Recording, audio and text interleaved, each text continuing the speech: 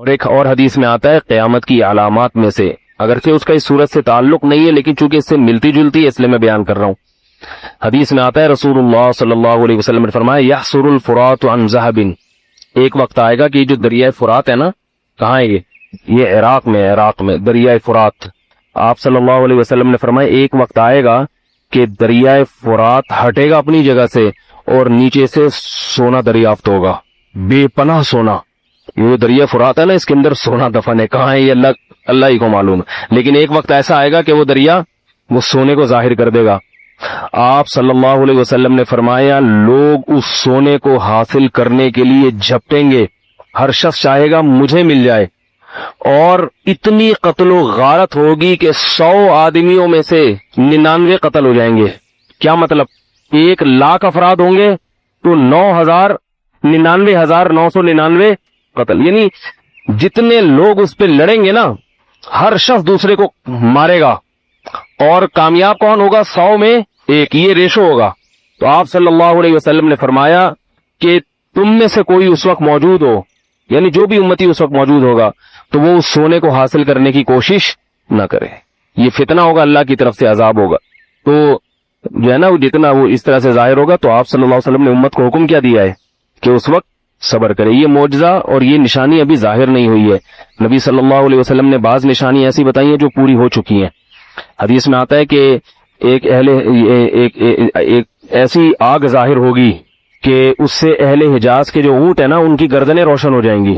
تو یہ 7ویں صدی ہجری میں یہ آگ لگ چکی ہے، عراق میں یا کوفہ میں کہیں لگ چکی ہے، جس سے اتنی بڑی آگ تھی وہ کہ سعودی عرب کے جو اونٹ ہیں نا، وہ رات کے وقت وہ اندھیرے میں روشن ہو گئے تھے، اتنی دور تک اس کی روشنی پھیلی تھی۔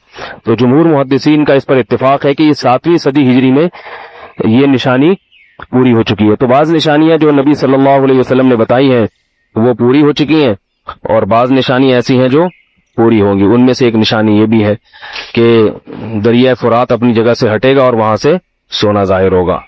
تو آپ میں سے کوئی اگر زندہ ہوا تو وہاں جانے کی کوشش نہ کرے، بولے بھائی جس کا ہے لے لو، ہم یہیں آرام سے اپنے ملک میں لوڈ شیڈنگ میں، غربت میں، مہنگائی میں خوش ہیں۔ ہمارے نبی نے ہمیں منع کر دیا ہے۔ جیسے دجال کے بارے میں آتا ہے نا کہ ایک طرف اس کے جنت کا باغ ہوگا ایسا خوبصورت، تو نبی نے کیا فرمایا؟ جو باغ ہے وہ اصل میں آگ ہے، اور جو آگ ہے وہ اصل میں باغ ہوگی۔ تو جو ظاہر پرست ہوں گے وہ تو باغ میں جائیں گے، دو حقیقت میں آگ میں چلے جائیں گے، اور جو نیک لوگ ہوں گے وہ نبی کی اس پیشگوئی پہ یقین کر کے آگ میں چھلاگ لگا دیں گے، اگرچہ نظر کیا آئے گا یہ جل رہا ہے، مگر حقیقت میں وہ جنت کا باغ ہوگا۔ تو یہ اللہ کے نبی کی باتوں پر جس کو ایمان ہوگا وہ عمل کرے گا۔ قیامت قائم ہونے سے پہلے دجال بھی آئے گا، حضرت عیسیٰ علیہ السلام بھی آئیں گے، حضرت مہدی بھی آئیں گے، سورج ایک دفعہ مغرب سے نکلے گا، یاجوج ماجوج ظاہر ہوں گے۔ کچھ قیامت کی علامتیں تو ظاہر ہو چکی ہیں۔ حدیث میں آتا ہے عرض حجاز سے ایک آگ نکلے گی جو اونٹوں کی گردنوں کو روشن کر دے گی۔ یہ 7ویں صدی ہجری میں یہ آگ نکل چکی ہے، تقریباً محدثین کا اتفاق ہے۔ 700 سال پہلے 7ویں صدی ہجری میں آگ نکلی تھی بہت بڑے پیمانے پر عرض حجاز میں، تو وہ تو ایک نشانی ہو چکی ہے۔ تو کچھ نشانیاں ہو چکی ہیں، زیادہ تر نشانیاں کیا ہیں باقی۔ ایک نشانی یہ تھی، حدیث میں آتا ہے کہ یہ جو عرب لوگ ہیں نا، جو اونٹوں کے چرواہے، بکریاں چرانے والے غریب غربا، یتقاولون فی البنیان، ایک دوسرے سے بڑھ چڑھ کے بلڈنگیں بنائیں گے۔ تو عرب میں جو اونٹ چرانے والے، جو ان میں جو کرپٹ لوگ ہوتے تھے، وہ تو حاجیوں کو لوٹ کے گزارا کرتے تھے، پاؤں میں چپل نہیں ہوتی تھی، خفاتن عوراتن عالتن، حدیث میں آتے ہیں ننگے پاؤں ننگے سر لوگ، ننگے بدن لوگ، ایسا نوٹ چھاپیں گے، ایسا پیسہ آئے گا کہ بلڈنگوں پر بلڈنگ۔ تو یہ تو دبئی میں، آپ شارجہ میں دیکھ لو، اب سعودی عرب بھی بنا رہا ہے، ایک بڑا شہر آباد کر رہا ہے، اور برج خلیفہ اتنی بڑی بلڈنگ بنا دی کہ اس کو آدمی دیکھتا ہے تو ٹوپی سر سے گر جاتی ہے اس کی۔ تو یہ بھی قیامت کی علامت تھی جو پوری ہو چکی ہے۔ تو کچھ علامتیں تو پوری ہو چکی ہیں، لیکن بڑی بڑی بہت ساری علامتیں باقی ہیں۔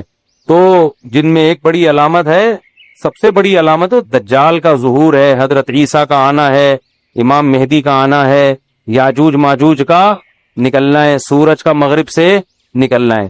بات آ گئی ہے تو ایک دلچسپ بات کیا ہے، آپ نے قیامت کی پہلی علامت بتائی کہ باندی اپنے آقا کو جنے گی، یعنی لونڈی اور غلام سے جو بچہ پیدا ہوگا وہ ماں کا بیٹا کم اور ماں کا باپ بولو زیادہ، ماں کا مولا اور ماں کا آقا زیادہ ہوگا۔ غلام کی مثال نہیں دی کیونکہ غلام مرد ہوتا ہے نا, اس پہ تصرف تھوڑا سا پھر بھی کم ہوتا ہے, یعنی وہ آپ کی ملکیت میں ہوتا ہے لیکن اس پہ کنٹرول کم ہوتا ہے کیونکہ آدمی ہے. جب عورت آپ کی ملکیت میں ہوتی ہے, لونڈی اس پہ, وہ تو کمزور ہے نا, اس پہ کیا ہوتا ہے آپ کا تصرف زیادہ. تو جو مکمل غلام اور باندی تھی وہ جب جنے گی جس نسل کو, تو ہونا تو یہ چاہیے تھا کہ جس نے جنا ہے اس کا مقام اونچا, لیکن جس کو جنے گی نا وہی اس پہ کیا کرے گا. یعنی ماں کا تو ایسا حق ہے نا, ماں کو تو ساری دنیا جانتی ہے نا کہ ماں نے کیسے گود میں پالا, کیسے جنا, اور لوگ ماں کے تانے دیتے ہیں نا. حضرت موسیٰ علیہ الصلوۃ والسلام نے جب حضرت ہارون کی داڑھی پکڑ کے کھینچی ہے نا, جب حضرت موسیٰ علیہ السلام کوہ طور پہ گئے تورات لینے, پیچھے بنی اسرائیل نے بچڑے کی عبادت شروع کر دی. ہارون علیہ السلام کو نگران بنا کے گئے تھے کہ ذرا ان کی حفاظت کرنا, بڑے نالائق لوگ ہیں, دائیں بائیں نہ ہو جائے. تو جب واپس آئے تو دیکھا کہ وہ کیا کر رہے ہیں, بچڑے کی عبادت. تو حضرت موسیٰ کو سب سے پہلے غصہ کس پر آیا؟ حضرت ہارون پر. اپنے بھائی کی داڑھی پکڑ کے کھینچی کہ ما منعک اذ رأیتہم ضلوا, یہ گمراہ ہو رہے تھے, آپ نے روکا کیوں نہیں؟ تو حضرت ہارون نے کیا کہا, باپ کا واسطہ نہیں دیا بلکہ ماں کا. لا یبن امہ, اے میری اماں کے بیٹے, اے میری ماں کے بیٹے, کیونکہ یہ رشتہ فوراً سمجھ میں آتا ہے ماں کا واسطہ, کیونکہ محبت کی علامت ہے نا. ابا جو ہے نا وہ تربیت کے لیے اللہ نے بنائے, وہ محبت وابت زیادہ ابا سے امیدیں نہیں لگایا کریں. ابا کی ایک الگ ویلیو ہے, وہ محبت بہت زیادہ کرتے ہیں ابا, لیکن وہ جتلاتے نہیں ہیں. وہ کہہ رہے ہیں تمیز سے, زیادہ لاڈ پیار دکھاؤ گے نا ابا, یہ ہو گیا تمیز سے بیٹھ وہاں جا کے آرام سے, ٹھیک ہے نا, جو بات ہے ادب تمیز. ماؤں کو زیادہ ادب تمیز نہیں, ماؤں کو لاڈ چاہیے ہوتے ہیں. تو اس لیے ابا محبت تو بہت کرتے ہیں لیکن وہ آسانی سے سمجھ میں نہیں آتی کیونکہ تعظیم اس پہ غالب ہوتی ہے.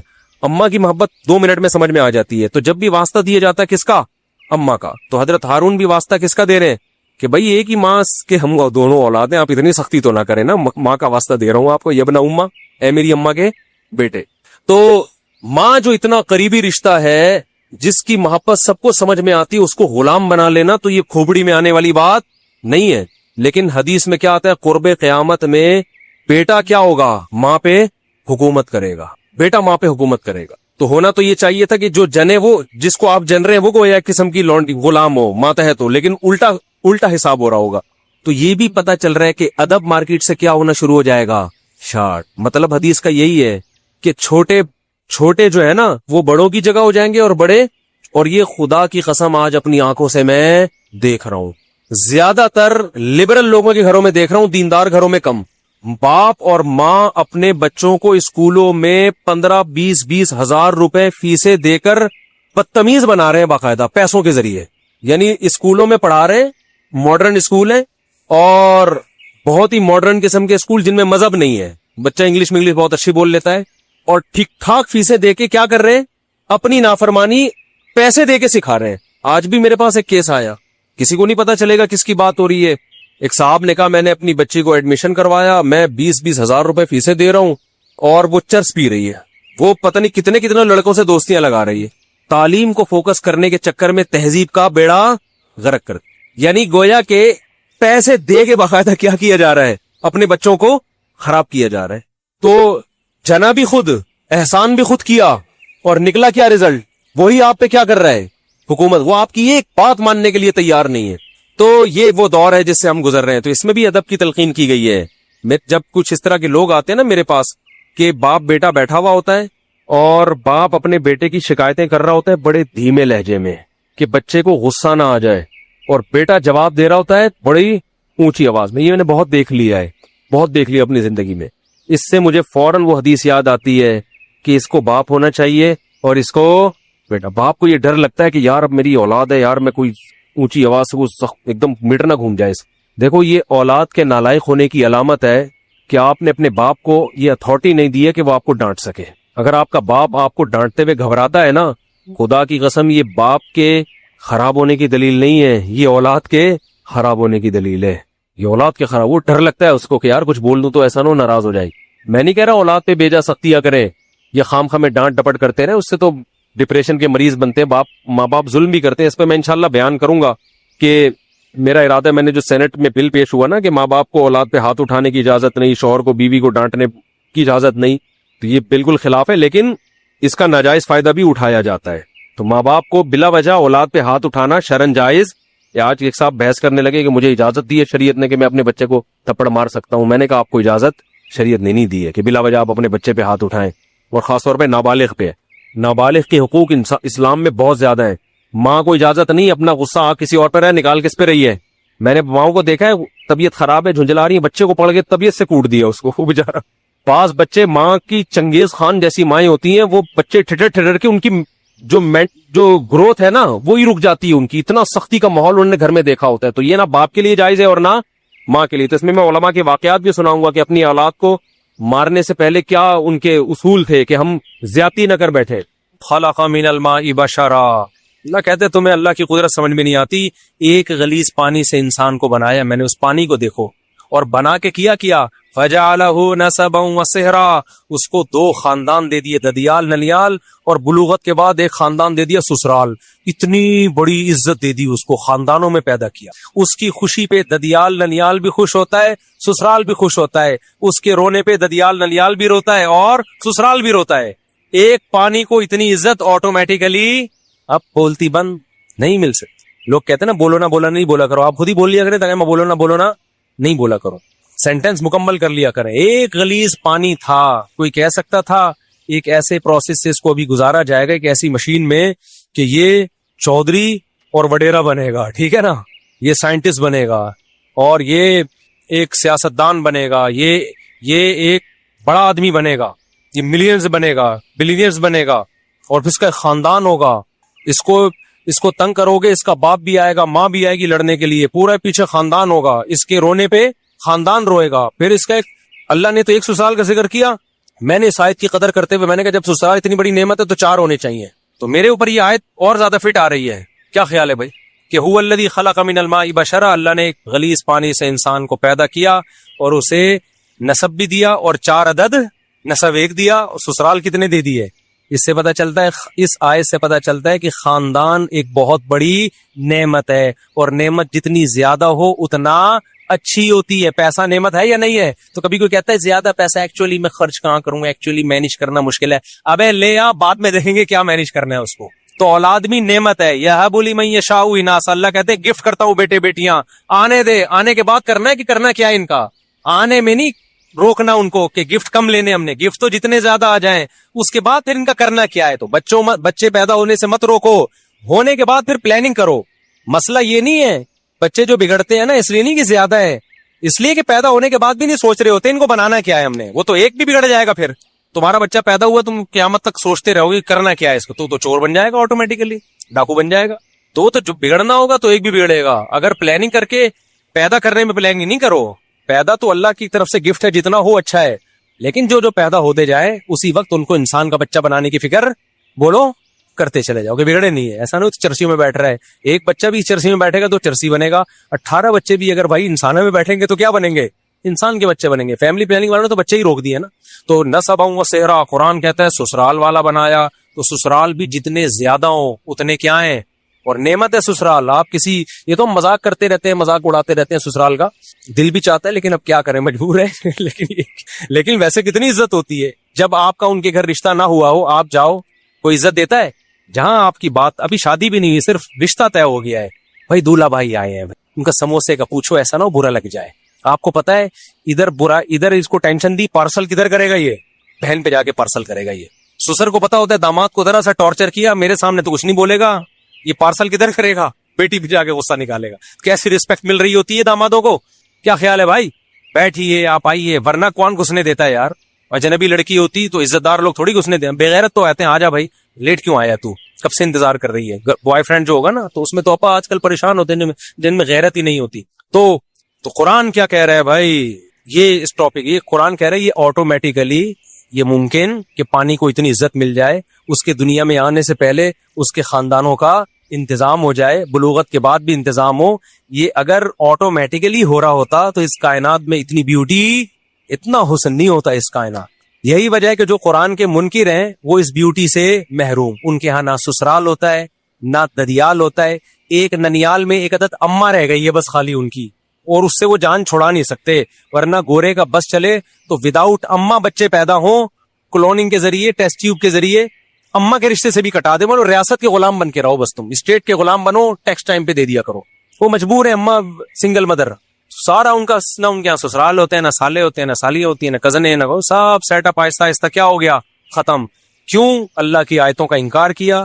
تو اللہ نے خاندانوں کی جو محبتیں تھیں وہ چھین کے اس کے بدلے میں ان کو کتے پکڑا دی اللہ نے کہ اب ان کتوں سے دل لگاؤ.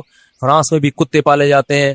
میرا ویزا ریجیکٹ ہوا اس چکر میں یورپ کا. انہوں نے کہا ہمارا مذاق اڑاتا ہے. میں نے کہا مذاق نہیں اڑا رہا بھائی، آپ تو کتے پالتے ہیں، ماشاءاللہ کتنے اچھے لوگ ہیں آپ لوگ، کتے پالتے ہیں. ہمارے کتوں کا حال دیکھو. ابھی ایک واقعہ سناؤں، کتے پہ بڑا زبردست واقعہ ہے. اتنے کتے ہو گئے نا، اللہ کے ایم سی والوں کو بہت جزائے خیر دے. کچھ رپورٹیں آئی ہیں انہوں نے کتے مارنا شروع کیے. ہوا یہ کہ کل ایک داڑھی والے صاحب آئے، داڑھی ان کی تسبیح ہاتھ میں، یہی ہمارے دوست ہیں، اور ٹوپی ماشاءاللہ، بڑا پرنور چہرہ. مجھے کہتے ہیں مفتی صاحب مجھے ایک مسئلہ بتائیں. میں نے کہا کیا ہو گیا؟ کہتے ہیں یار وہ ایک کتا مر رہا تھا اور بالآخر اس نے دم توڑ دیا. تو کے ایم سی کی گاڑی مجھے نظر آئی. میں نے کہا یہ آپ لوگوں نے میں سے کسی نے مارا ہے؟ اس نے کہا ہاں. کہتے ہیں میں نے کہا بہت شکریہ آپ کا، اللہ جزائے خیر دے یار، یہ تو کتے بہت کاٹ رہے تھے انسانوں کو، تو شکر ہے آپ نے کچھ کنٹرول کیا. ایک نقاب میں خاتون ڈرائیونگ کرتے ہوئے نا گاڑی کہتے ہیں میرے قریب آ کے رکی. انہوں نے میری بات کہتے ہیں سن لی. انہوں نے کہا کہ یہ آپ کہہ رہے کتا مارنے کے بارے میں؟ میں نے کہا جی. میں نے کہا یہ آپ کو خوشی ہوئی ہے کتے کو اس طرح سے مارا گیا اور یہ مر گیا، یعنی زہر وہر کچھ کھلایا ہوگا؟ جی مجھے خوشی ہوئی ہے. تو آپ نماز بھی پڑھتے ہیں؟ ابھی نماز پڑھنے جا رہے ہیں؟ جی. نماز دعا بھی مانگیں گے اللہ سے، ذکر اذکار بھی؟ جی. یعنی ایک طرف آپ کتے مار رہے ہیں، دوسری طرف نمازیں پڑھ رہے ہیں. مطلب یہ تھا کیا یہ کھلا تضاد نہیں ہے؟ یعنی ایک طرف آپ ٹوپی پہن کے داڑھی پہن کے اتنے اچھے کام بھی کر رہے ہو اور دوسری طرف ان مخلوق پر کتوں کے ساتھ یہ ظلم. یعنی عجیب اسلام ہے آپ کا، ادھر کتے بھی مار رہے ہو ادھر اللہ کی عبادت بھی. کہتے ہیں میں نے اس خاتون سے کہا، کل کا واقعہ ہے، کہتے ہیں میں نے اس خاتون سے کہا کہ دیکھیں یہ کتے انسانوں کو کاٹتے ہیں. خاتون فوراً کہتی ہیں کیا سارے کتے کاٹتے ہیں؟ میں نے کہا نہیں، کتے پہ لکھا ہوتا ہے کہ یہ کاٹے گا اور یہ والا کاٹنے کے لیے، اور یہ کسی کو کچھ بھی نہیں کہے. وہ بےچارے اتنے کنفیوز ہوئے اس خاتون کی نصیحت سے، میرے پاس آیا کہ یار مصعب میں نے ظلم ہو گیا. میں نے اس کو اپریشیٹ کر دیا کہ میں نے کہا کے ایم سی والوں نے پہلی دفعہ کوئی خاندانی انسانوں کے بجائے فوکس کس کو کرنا شروع کر دیا انہوں نے. یہ بہت گڈ نیوز ہے. پہلے تو جو گٹر کے ڈھکن، یہ کے ایم سی کی ذمہ داری ہے نا، گٹر کے ڈھکن میں کتنے مرد ہلاک ہو گئے ہیں وداؤٹ ڈھکن کے لوگ، تو یہ سب کے ایم سی کے کھاتے میں جا رہے ہیں نا. اور جو بجلی کے کھمبوں سے لوگ، بجلی کے کھمبے کراچی میں گلے ملتے ہیں آ کے، خود چپک چپک کے بندے مارتے ہیں بارشوں کے موسم میں، تو یہ بندے کون مار رہا ہے؟ تو کے ایم سی کے کھاتے میں جا رہے ہیں. اللہ کا کتنا فضل ہو گیا، اب انسانوں کو چھوڑ کر کے ایم سی نے کس کو فوکس کرنا شروع کر دیا؟ کتوں کو. گڈ نیوز ہے بھائی. اس سے زیادہ مجھے خوشی اس پہ ہوئی ہے. اتنے کتے یار، آپ کی سوچ ہوگی. ساری جو اینیمل لورز اور رینجیوز ہیں وہ آ کے وہ رکاوٹ بنتی ہیں. خیر بات کو جلدی سے سمیٹیں، نماز کا ٹائم ہونے والا ہے. تو اللہ میاں نے اس نظریے پہ بھی قرآن میں بہت رد کیا کہ اس کائنات میں نیچر میں جو بیوٹی ہے آٹومیٹیکلی نہیں ہے. دوسرا نظریہ شرک کا، جو اللہ کو مانتے ہیں وہ اللہ کے علاوہ بھی بہت سو کو مانتے ہیں. ہندو دیکھو نا کتنے کتنے بھگوان ان کے. تو قرآن نے کہا اللہ کا مطلب کیا ہے؟ صرف ایک. کسی مزار پہ کسی قبر سے نہیں مانگنا، کسی بزرگ سے نہیں مانگنا. انتم الفقراء الی اللہ، تم سب کے سب اللہ کے در کے محتاج، حاجت روائی، مشکل کشائی اللہ کے سوا کوئی نہیں کرے گا. اور تیسرا قرآن نے جس چیز کو فوکس کیا، جس کا اس آیت میں تذکرہ ہے کہ موت کے بعد حساب و کتاب ہے. تو یہ جو آیت میں نے پڑھی ہے نا، ہوا یہ تھا تینوں پہ مذاق اڑتا تھا نبی صلی اللہ علیہ وسلم کا، لیکن سب سے زیادہ مذاق پتہ ہے کس عقیدے پہ اڑایا جاتا تھا؟ خدا کے انکار یا خدا کی توحید پہ نہیں. سب سے زیادہ نبی کا مذاق اڑایا جاتا اس نظریے پہ کہ ہم مرنے کے بعد دوبارہ زندہ ہوں گے. جب ان کی بات ہوتی نا کہ صرف ایک اللہ ہے تو وہ طنز کرتے تھے، استہزاء بہت زیادہ نہیں کرتے تھے. وہ جب ان کو کہا جاتا کائنات کو بنانے والا کوئی ہے، نظریاتی اختلاف کرتے تھے، اس پہ استہزاء نہیں کرتے تھے بہت زیادہ. لیکن جب یہ کہا جاتا موت کے بعد زندگی ہے، اس پہ بہت مذاق اڑایا مشرکین نے. سورہ یاسین ہے نا، قرآن کہتا ہے مشرک بوسیدہ ہڈی لے کر آیا قبر کی پرانی، کہنے لگا میں یحیی العظام وہی رمیم، بھائی یہ ہڈی سڑ گئی، کیڑے کھا گئے، یہ زندہ ہوگی. ہی ہاتا لما توعدون دوسرے مقام پر ہے، اے لوگو یہ پیغمبر جو تم سے وعدہ کر رہا ہے نا موت کے بعد زندگی، ہی ہاتا یہ عقل سے بہت کیا ہے؟ ہی ہاتا ہم کہتے ہیں بھائی یہ بالکل فضول بات ہے، معاذ اللہ، بالکل کھوپڑی میں آنے والی نہیں ہے. ہم مر کے سڑے کیوں؟ زندہ کرنا ہوتا باڈی اللہ سلامت کیوں نہیں رکھتا؟ سڑ گئے، درندے کھا گئے، کھاد بن گئے، نالوں میں بہہ گئے، جلا دیا، اب کیا زندگی ہے؟ اس نظریے پہ جتنا مذاق اڑایا گیا ہے نا اسلام کا اور پیغمبر اسلام صلی اللہ علیہ وسلم کا، اتنا مذاق کسی اور عقیدے پہ بولو نہیں اڑایا گیا. اس لیے قرآن اس کو بہت زیادہ فوکس کرتا ہے. قرآن کہتا ہے جو اس آسمانوں اور زمین کو اور اتنی خوبصورت کائنات کو پہلی مرتبہ